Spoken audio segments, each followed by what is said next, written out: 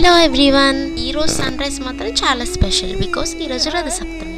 అలాగా మీరు కూడా 3 ఆకులు పెట్టుకొని స్నానం చేస్తారా? అదేనండి, ఏదో జిల్లేడాకు రేగాకు పెట్టుకొని స్నానం చేస్తారు. ఇంకా తొందరగా లేవగానే సన్ రైజ్ రాకముందే మా అమ్మ స్నానం చేసేమని చెప్పింది. ఫేమస్ టెంపుల్ అరసవిల్లి మాస్టర్ గోకులంలో ఉంది. సో మీలో ఎంతమంది విజిట్ చేశారు? చాలా గ్రాండ్ గా జరగబోతుంది అరసవిల్లిలో. బట్ నేను వెళ్ళట్లేదే.